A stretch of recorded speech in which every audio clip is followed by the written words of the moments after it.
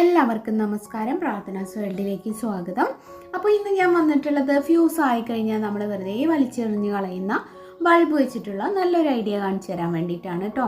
അപ്പോൾ ഇതുപോലത്തെ ബൾബൊക്കെ ഇനി കിട്ടുന്ന സമയത്ത് എടുത്ത് വെച്ചിട്ട് ഇങ്ങനെ ട്രൈ ചെയ്ത് നോക്കണേ. വീഡിയോ ഇഷ്ടപ്പെടുകയാണെങ്കിൽ ലൈക്ക് ചെയ്ത് ഷെയർ ചെയ്ത് സപ്പോർട്ട് ചെയ്യാൻ മറക്കല്ലേ.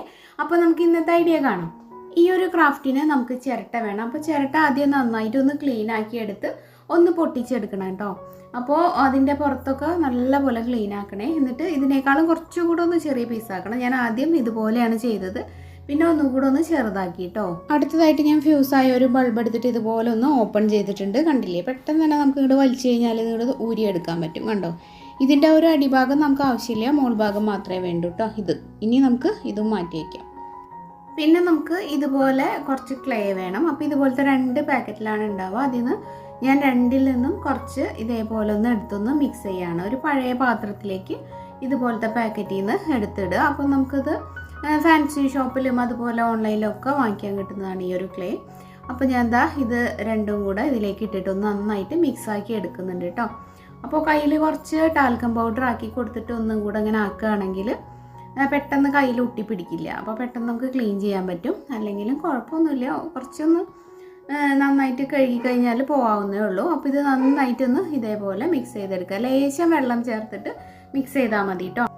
അതിനുശേഷം നമുക്ക് ഈ ഒരു ക്ലേ ഒന്ന് ഇതേപോലെ ഷേപ്പ് ചെയ്തെടുക്കണം. അപ്പോൾ ഈ രീതിയിൽ ആണ് നമ്മൾ ഷേപ്പ് ചെയ്തെടുത്തിട്ടുള്ളത്.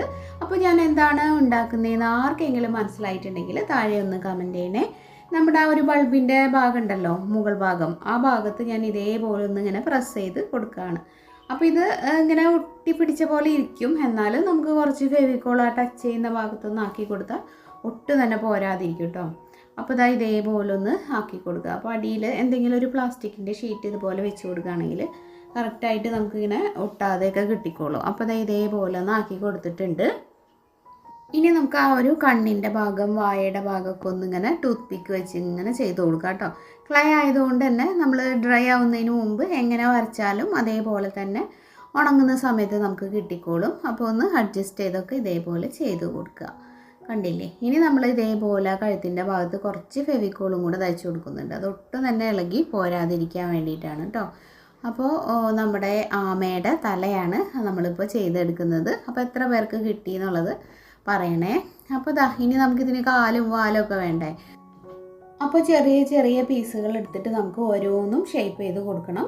അപ്പോൾ ആദ്യം നമ്മൾ വാലാണ് ചെയ്യുന്നത്. അതൊക്കെ നമ്മൾ ഒരു കാര്യം ഉണ്ട് കേട്ടോ, ഇതിങ്ങനെ മിക്സാക്കി കഴിഞ്ഞാൽ പെട്ടെന്ന് ചെയ്തെടുക്കണേ. അല്ലാണ്ട് വല്ലാണ്ട് സ്ലോയിലായി കഴിഞ്ഞാൽ കുറച്ചിങ്ങനെ കട്ടിയാവാൻ തുടങ്ങും. അപ്പോൾ നമ്മൾ വിചാരിച്ച പോലെ അങ്ങോട്ട് ഭംഗിയിൽ കിട്ടില്ല. അപ്പോൾ ഞാൻ വാല് പോലെയൊക്കെ ഏകദേശം ആക്കിയിട്ട് ഇതേപോലെ വെച്ച് കൊടുക്കുന്നുണ്ട്. പിന്നെ നമുക്ക് ഇതിൻ്റെ ആ ഒരു കാലിൻ്റെ ആ ഒരു പൊസിഷനിലും ചെറിയ പീസ് ഇങ്ങനെ കുറച്ചിങ്ങനെ അതിൻ്റെ അടിയിലേക്കായിട്ടും കൂടെ വെച്ച് കൊടുക്കാം കേട്ടോ. എന്നിട്ട് അതിൻ്റെ ആ ഒരു കാല് നിൽക്കുന്ന രീതിയിൽ അതൊന്നിങ്ങനെ വളച്ചൊക്കെ കൊടുത്ത് ഒന്ന് ടൂത്ത് പിക്ക് വെച്ച് ഷേപ്പ് ചെയ്തൊക്കെ കൊടുക്കാം. ആമ ഇങ്ങനെ തുഴഞ്ഞു പോകുന്നത് നമ്മൾ മനസ്സിൽ കാണുമ്പോൾ അതിൻ്റെ ആ കാല് എങ്ങനെയായിരിക്കും ഉണ്ടാവുക എന്നൊക്കെ ഏകദേശം ഇങ്ങനെ നമുക്ക് ഓർത്തെടുക്കാൻ പറ്റുമല്ലോ. അപ്പോൾ അതേ ഒരു രീതിയിലൊക്കെ ഇങ്ങനെ വെച്ച് കൊടുത്തിട്ട് അതിൻ്റെ ആ ഒരു അടിഭാഗത്തൊക്കെ ഇതുപോലെ ഇങ്ങനെ വരയൊക്കെ ആക്കി കൊടുക്കാം കേട്ടോ.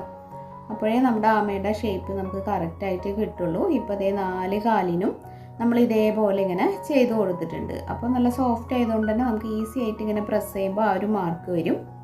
അടുത്തതായിട്ട് ആമയുടെ ആ ഒരു പുറം ഭാഗം നമുക്ക് സെറ്റാക്കണം. അതിന് വേണ്ടിയിട്ടാണ് നമ്മൾ നേരത്തെ ആ ഒരു ചിരട്ട കുഞ്ഞായിട്ട് കട്ട് ചെയ്തിട്ട് പൊട്ടിച്ച് വെച്ചില്ലേ, അത് കേട്ടോ. അതെടുത്തിട്ട് നമ്മൾ ഇതിൻ്റെ ആ ഒരു പുറം ഭാഗത്ത് ഗ്ലൂഗൺ യൂസ് ചെയ്ത് എല്ലാം തന്നെ ചെറിയൊരു സ്പേസ് വിട്ടിട്ട് ഒട്ടിച്ചു കൊടുക്കുക. അപ്പോൾ ഇതെല്ലാം തന്നെ ഒന്ന് ഒട്ടിച്ചെടുക്കാം.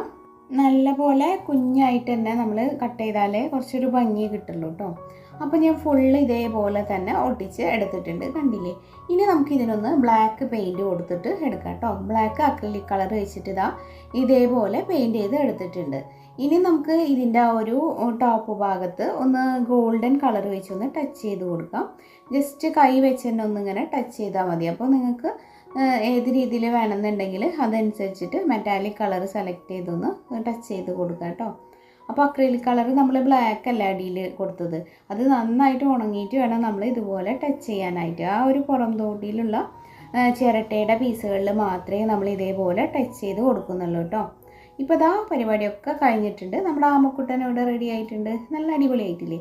അപ്പോൾ ഇതെടുത്ത് നേരെ ഷോക്കേസിൽ കൊണ്ട് വയ്ക്കാൻ പറ്റും. നല്ല ഭംഗിയുണ്ട് കാണാനായിട്ട്. അപ്പോൾ ഇങ്ങനത്തെ ഷോ പീസുകളൊക്കെ നമ്മൾ തന്നെ ഉണ്ടാക്കിയിട്ട് വയ്ക്കുമ്പോൾ ഒരു സന്തോഷമല്ലേ. അപ്പോൾ ഈ ഒരു പരിപാടിയൊക്കെ ഇഷ്ടമുള്ളവർ ചെയ്ത് നോക്കണം കേട്ടോ. നല്ല ഈസി ആയിട്ടുള്ള ഐഡിയ ആണ്. അത്ര അധികം സമയമൊന്നും വേണ്ടത് ചെയ്യാനായിട്ട്. ആ ക്ലേ കുഴയ്ക്കാൻ മാത്രം ഒരു കുറച്ച് കയ്യിലൊക്കെ ആവുന്ന മാത്രമേ ഒരു ബുദ്ധിമുട്ടുള്ളൂ. ഈ വക കലാപരിപാടികൾക്കൊക്കെ താല്പര്യമുള്ള എല്ലാവരും ട്രൈ ചെയ്ത് നോക്കുക കേട്ടോ. ഞാൻ നിർബന്ധിക്കുന്നൊന്നുമില്ല. നമ്മുടെ ഓരോരുത്തരുടെയും ഓരോരോ സന്തോഷങ്ങളാണ്. എൻ്റെ ഈ ക്രിയേറ്റീവ് ആയിട്ടുള്ള ഐഡിയാസൊക്കെ കാണുന്നവർ മിക്കതും ഇഷ്ടമുള്ളവർ തന്നെ ആയിരിക്കുമല്ലോ. അപ്പോൾ ഇടയ്ക്കൊക്കെ ഒന്ന് ട്രൈ ചെയ്ത് നോക്കണം. ഇങ്ങനത്തെ ഐഡിയാസൊക്കെ നമുക്ക് മനസ്സിനും ഒക്കെ ഒരു സന്തോഷമാണ്, ഇങ്ങനത്തെ എന്തെങ്കിലും ആക്ടിവിറ്റീസൊക്കെ ചെയ്യുന്ന സമയത്ത്. അപ്പോൾ അത് ശരിയല്ലേ? നിങ്ങൾക്ക് എന്താ തോന്നണമെന്നുണ്ടെങ്കിൽ പറയണേ.